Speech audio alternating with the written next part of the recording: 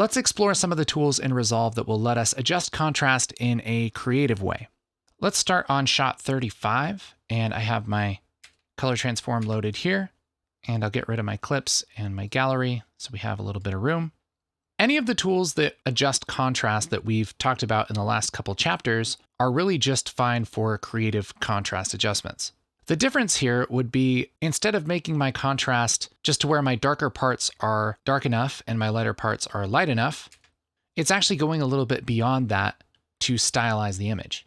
So I could do something like grab this contrast control and push it up maybe just a little farther than I think it should be. And then I can take my pivot and push that around to where we're really starting to kind of shape the tones in this image. Here's before, kind of where we were, and here's where we are now.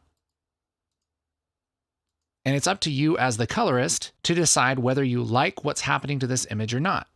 One thing that pretty much happens all the time when you're using contrast creatively is you're going to lose a little bit of detail. This is something that people sometimes look at as a no-no. You shouldn't have any of the blacks crushed out. You shouldn't have any of these bright kind of clipping colors. But the difference here is we're not trying to keep all of the information here. We're trying to make this feel a certain way. And if the subject still looks nice and it gives you the feeling that you want, there's really no reason not to crush out some of the detail that you might not need. Now, this was just with contrast and pivot, which might work great, but we can also use the curves.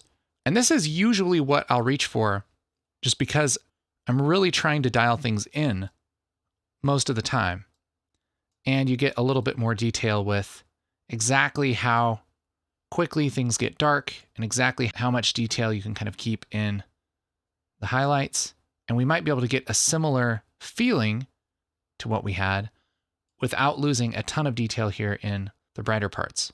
It's kind of two ways to get to the same sort of result, and it's really dependent on what you feel like doing. Let's look at another clip here, maybe clip 55. I'll just middle button mouse click to load our color transform from one of our other shots.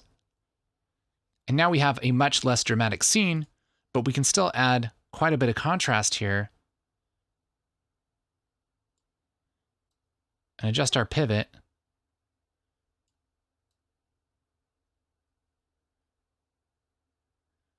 And get something that's not overly dramatic, but still feels nice and clean and poppy. So here's before, and here's after. Again, we can do the same thing with the curves. I can grab the bottom part of the curve here, start bringing that down, bring the top up a little bit, and we can really start to push that contrast quite a bit more than you'd sometimes think you could. And your eye kind of gets used to it, and it actually looks really nice. Again, this is kind of dependent on the type of scene you're doing. You'd probably add more contrast to a dramatic scene. And for something like this, we might just add enough to kind of make the colors pop without making it way too dramatic. Again, very much dependent on the subject that you're looking at.